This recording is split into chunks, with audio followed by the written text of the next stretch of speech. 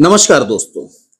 धन भाव में बैठे अलग अलग ग्रह क्या फल देंगे आपको। ज्योतिष शास्त्र में 9 ग्रह होते हैं।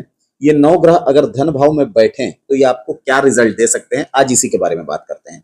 वीडियो थोड़ा लंबा हो सकता है, ठीक है। अपना धैर्य और अपना पेशेंस बना के बैठिएगा। वीडियो के आखिरी तक में आपको काफी कुछ सीखने और जानने को भी मिलेगा, ठीक है। जन्म कुंडली का धन भाव यही होगा, ठीक है ना। इसे ही धन भाव कहा जाएगा,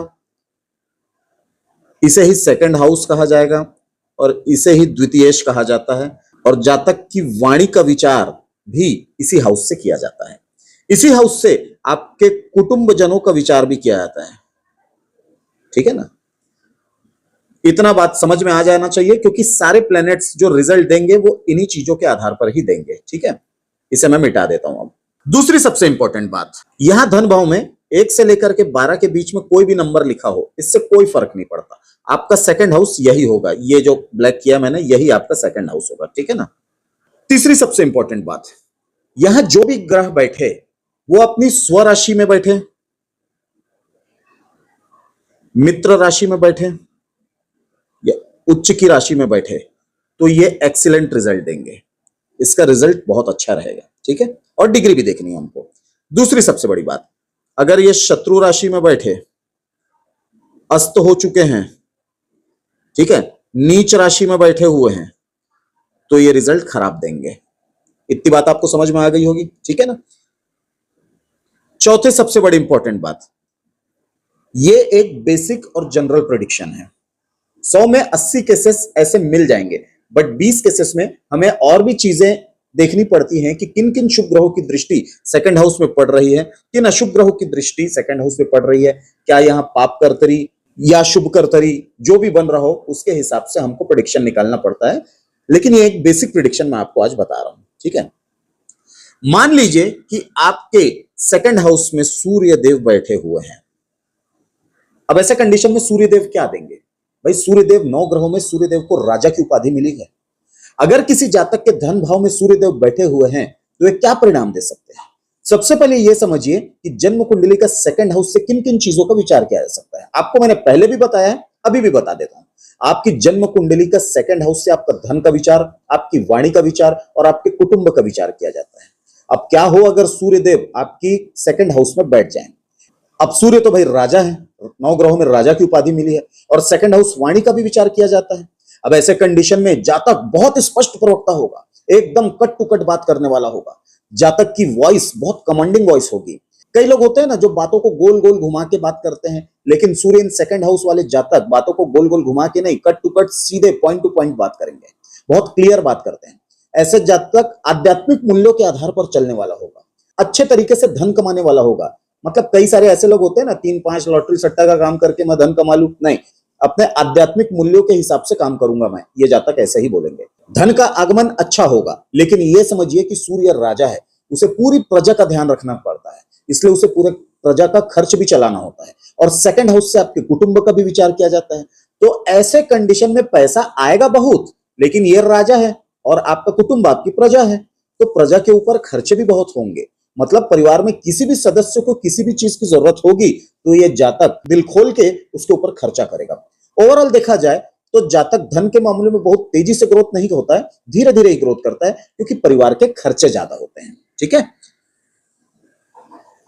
अब क्या हो अगर आपकी जन्म कुंडली के सेकंड हाउस में चंद्रदेव बैठ गए हैं। भाई चंद्रदेव क्या है। चंद्रदेव मन है, चंद्रदेव इमोशन है, चंद्रदेव पानी है, चंद्रदेव माता है। आपकी मां का विचार चंद्रदेव से ही किया जाता है। चंद्रदेव लिक्विड है, लिक्विड की सारी चीजें चंद्रदेव से देखी जाती है, ठीक है। अगर चंद्रमा आपके धन भाव में बैठा हुआ है तो धन की मात्रा कभी बढ़ेगी कभी घटेगी, क्योंकि चंद्रमा का नेचर है, ये 15 दिन फुल मून रहता है, 15 दिन हाफ मून रहता है। एक्चुअल में क्या है, प्रजापति दक्ष का श्राप लगा था चंद्रमा को, और भगवान शिव ने उन्हें बचाया था।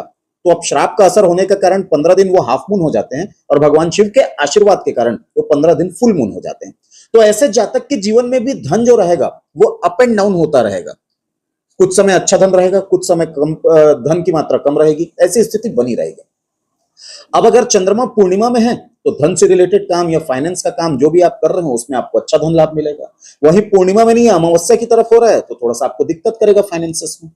ऐसा जातक अपने धन को इन्वेस्ट करना पसंद करते हैं, ऐसे जातक की वाणी बड़ी सौम्य होगी, बहुत सॉफ्ट स्पोकन होता है ऐसा जातक, क्योंकि चंद्रमा नैसर्गिक रूप से एक शुभ प्लेनेट है और वाणी के भाव में बैठकर चंद्रदेव बड़ा सॉफ्ट स्पोकन बनाते हैं जातक को।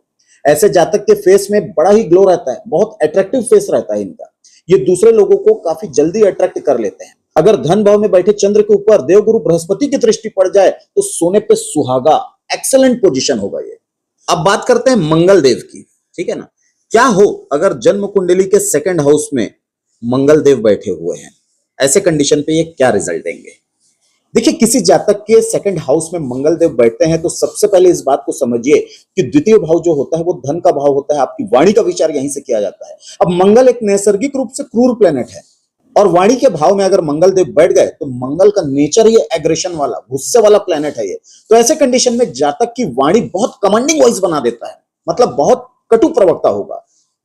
जातक को कुछ भी बोलना होगा तो वो कट टू कट बोलेगा, कोई भी चिकनी चुपड़ी बात नहीं करेगा, गोल मोल तरीके से बात को पेश करना इसे आता ही नहीं है। बहुत कमांडिंग वॉइस है, कट टू कट बोलने वाला जातक। ऐसे जातक के घर वाले बोलते हैं कि भैया जब तू बोलता है ना तो तेरे मुख से अंदर से AK-47 गोलियां चल रही हैं ऐसा लगता है।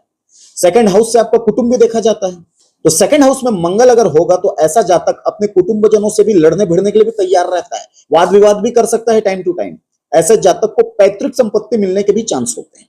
ऐसा जातक जिनके सेकंड हाउस में मंगल बैठा हुआ है, मुख से रिलेटेड रोग या बार बार मुंह में छाले होना, कटना पिटना, ये सब बना रहता है। मसूड़ों में सूजन, मुंह में छाले, ऐसे जातक को झेलना ही पड़ेगा। धन की बात करें तो ऐसे जातक के पास गुप्त धन के चांसेस भी रहते हैं। अब गुप्त धन क्या है, गड़ा वाला धन नहीं बोल रहा हूं। गुप्त धन का मतलब है इस जातक के पास FD का फंड हो सकता है, RD का फंड हो सकता है, काफी लंबे समय से SIP से मिला हुआ धन का लाभ भी ऐसे जातक को मिल सकता है। अब बात करते हैं कि अगर आपकी जन्म कुंडली के सेकंड हाउस में बुध ग्रह बैठे हुए हैं तो ये आपको क्या रिजल्ट देंगे। देखिए, सेकंड हाउस में बुध देव का होना अपने आप में एक एक्सीलेंट पोजीशन है। बुध देव कम्युनिकेशन स्किल के कारक देवता हैं, ये कम्युनिकेशन को दर्शाते हैं। तो ऐसा जातक जिनकी कुंडली के सेकंड हाउस में बुध देव बैठे हुए हैं, अब यहां बहुत अच्छा पोजीशन है। सेकंड हाउस से आपकी वाणी भी देखी जाती है, तो ऐसा जातक बोलने चालने में महारत हासिल होगा इसको। ये एक एक्सीलेंट क्वालिटी का प्रवक्ता होगा। ये अपनी बातों से किसी को भी मंत्रमुग्ध कर सकता है। इसकी बातों से कोई भी जल्दी से जल्दी अट्रैक्ट हो सकता है, क्योंकि कम्युनिकेशन का कारक देवता कम्युनिकेशन वाले जगह में बैठा हुआ है। किसी भी जातक की कुंडली में अगर व्यापार देखना है तो वो बुध देवता से देखा जाता है कि ये व्यापार कर पाएगा या नहीं, या कितना अच्छा व्यापार कर सकता है। ये सारी चीजें बुध से देखी जाती है। बुध एक व्यापारी प्लेनेट है और सेकंड हाउस जो होता है वो जन्म कुंडली का अर्थ त्रिकोण होता है। ओवरऑल कुंडली जो होती है वो 4 त्रिकोण में बांटी गई होती है, धर्म त्रिकोण, अर्थ त्रिकोण, काम त्रिकोण, मोक्ष त्रिकोण। अब बुध देव जो है वो बिजनेस कैटेगरी के प्लेनेट है। अर्थ मतलब फाइनेंसेस वाले जगह में बैठे हैं, एक्सीलेंट पोजीशन है, पैसा वैसे के नाम से खूब अच्छा रिजल्ट देंगे ये। ऐसे जातक के अंदर फाइनेंशियल मैनेजमेंट का पावर बहुत ज्यादा होता है। ऐसे जातक जिनके बुध देव सेकंड हाउस में है, ये तर्क वितर्क की चीजों में बहुत आगे रहते हैं। इनके एनालिसिस करने का पावर भी बड़ा जबरदस्त होता है। ऐसे जातक के अंदर मैनेजमेंट पावर भी जबरदस्त होता है।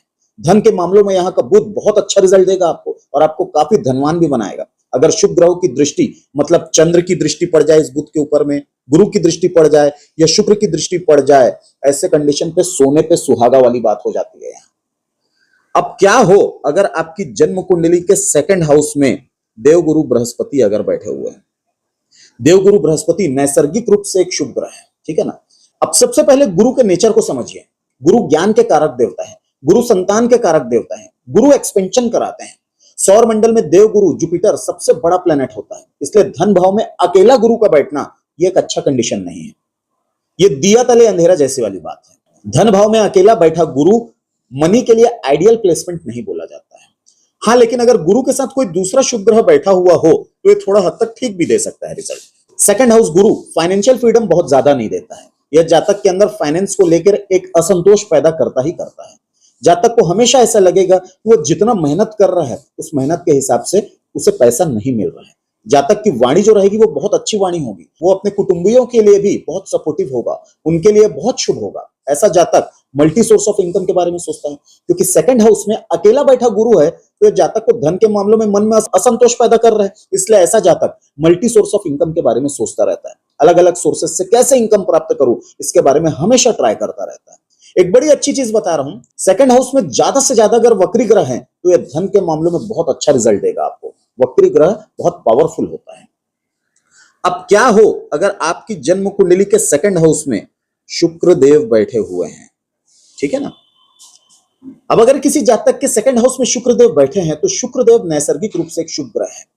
ये जातक की वाणी को बहुत मधुर, बहुत सौम्य, बहुत मीठी बोली बोलने वाला जातक बना देता है।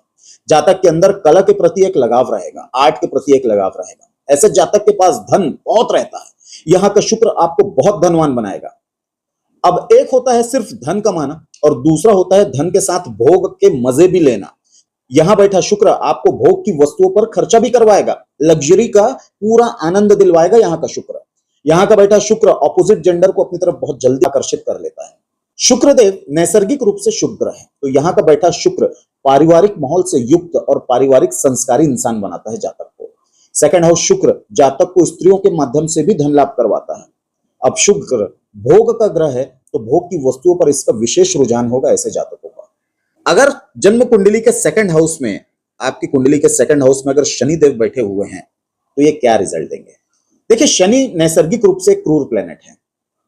दूसरी सबसे बड़ी बात, शनि धीरे धीरे चलने वाला प्लेनेट है, तो जातक के धन में धीरे धीरे वृद्धि करेगा। एक झटके में बहुत सारा पैसा देके धन लाभ नहीं कराएगा, धीरे धीरे धीरे धीरे करके ये आपको पैसा देगा। कुल मिला के बोला जाए तो ऐसा जातक का जैसे जैसे एज बढ़ता जाएगा वैसे वैसे लाइफ के सेकंड हाफ में पहुंचता है तो इसके पास बहुत अच्छा सम्मानजनक पोजीशन पे पैसा रहता है। अब यहां का शनि अगर नीच राशि या शत्रु राशि में हुआ या सूर्य से अस्त हो गया तो ऐसे कंडीशन पर जातक को दरिद्रता का सामना भी करना पड़ सकता है। सेकंड हाउस शनि जातक की वाणी को धीमी करता है, बहुत सोच सोचकर बहुत धीमा धीमा बोलने वाला जातक होगा। शनिदेव वाणी वाले घर में बैठे हुए हैं, इसलिए जातक बहुत कटु प्रवक्ता भी हो सकता है। कई बार अपने कुटुंब वालों से लड़ाइयां भी कर सकता है और झगड़ालू प्रवृत्ति का भी हो सकता है। दूसरी सबसे बड़ी बात, यहां का शनि आपको कुटुंब से दूर लेकर के जा सकता है। ऐसा जातक अगर विदेश चला जाए खाने कमाने के लिए तो ये बहुत अच्छा प्लेसमेंट है, आपको बहुत अच्छा सक्सेस दे सकता है। अब क्या हो अगर आपके धन भाव में राहु देव बैठे हुए हैं, ये क्या रिजल्ट देंगे? सेकंड हाउस में राहु देव जातक को दांत या मसूड़ों की समस्या दे सकता है। ऐसे जातक को पायरिया की भी समस्या हो सकती है, मुंह से स्मेल आना मतलब बदबू आना, इसका बेसिक समस्या रहेगा। सेकंड हाउस में राहु जातक को मल्टी सोर्स ऑफ इनकम के बारे में सोचने पर मजबूर करता है। जातक के दिमाग में हमेशा यह बात चलती रहेगी कि कैसे मैं अलग अलग सोर्सेस से इनकम कमाता रहूं। चांसेस बहुत ज्यादा है कि ऐसा जातक बहुत कर्कश वाणी बोलता होगा। ऐसा जातक की वाणी बहुत डिप्लोमेटिक भाषा भी यूज कर सकता है। सेकंड हाउस राहु के ऊपर अगर शुभ ग्रहों की दृष्टि ना पड़ रही हो तो ऐसा जातक झूठ बोलने वाला भी हो सकता है। बात बात पर ये लोगों से झूठ भी बोल सकता है। वाणी के भाव पे अगर राहुदेव बैठे हुए हैं तो ऐसा जातक मल्टीपल लैंग्वेजेस सीखने में माहिर होता है। ऐसे जातक के ऊपर फाइनेंस मतलब आर्थिक मामलों के ऊपर इनके ऊपर ज्यादा भरोसा नहीं किया जा सकता। ये कभी भी डिप्लोमेटिक बात बोल के वहां से निकल लेंगे और आपकी मदद नहीं करेंगे। सेकंड हाउस राहु अचानक से आपको धनी भी बना सकता है। क्या हो अगर आपके सेकंड हाउस मतलब धन भाव में केतु देव बैठे हुए हैं तो ये आपको क्या रिजल्ट दे सकते हैं? दूसरे हाउस में मतलब वाणी के भाव में अगर केतु देव बैठे हुए हैं तो ऐसा जातक बहुत स्पष्ट वक्ता होगा। राहु डिप्लोमेटिक वाणी देता है तो केतु बहुत स्पष्ट वक्ता बनाता है। ऐसे जातक के मुंह में कटना, छिलना, छाले होना, खाना खाते समय जबान का कटना, यह आम बात है। इसके लिए मुंह से बदबू आना, पायरिया की समस्या, पायरिया का शिकार होना, ऐसी समस्याओं का सामना करना पड़ेगा। यहां का केतु अगर मंगल की राशि में बैठा हुआ है मतलब 1-8 में अगर बैठा हुआ है या गुरु की राशि 9-12 में बैठा हुआ है, एक्सीलेंट रिजल्ट देगा, अच्छा ही रिजल्ट देगा। ठीक है ना। यहां का केतु कुटुंबजनों के लिए एक असंतोष पैदा करता है। ठीक है ना।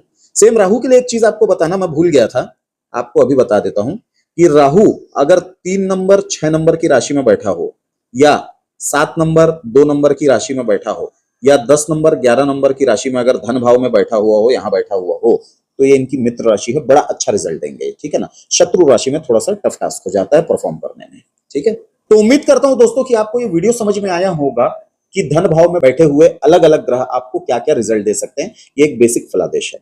लेकिन अगर मान लीजिए धन भाव में नीच का सूर्य हुआ तो क्या किया जाए? तो भैया आप संडे के दिन में गुड़ का दान कर सकते हैं, यह आपके लिए बहुत अच्छा उपाय है। क्या हो अगर धन भाव में नीच का चंद्र बैठा हो, मंडे के दिन आप चावल का दान कीजिए। ठीक है। अगर नीच का बुध बैठा हुआ हो तो आप हरी सब्जियों का दान कीजिए। नीच के गुरु बैठे हुए हैं पीली वस्तुओं का दान कीजिए। नीच के मंगल बैठे हुए हैं, आप गुड़ का दान कीजिए। नीच के शनि बैठे हुए हैं, देखिए शनि, राहु और केतु, इनके दान ऑलमोस्ट सेम होते हैं। काला तिल, सरसों का तेल, कंबल, काले तिल के लड्डू, काले वस्त्र, इन सब चीजों के लिए दान कीजिए। अगर सेकंड हाउस में नीच के ग्रह बैठे हुए हैं तो मैंने उपाय भी आपको बता दिए, ठीक है ना। उम्मीद करता हूं कि वीडियो आपको पसंद आया होगा। आज के वीडियो में इतना ही, मिलते हैं अगले वीडियो में। नमस्कार।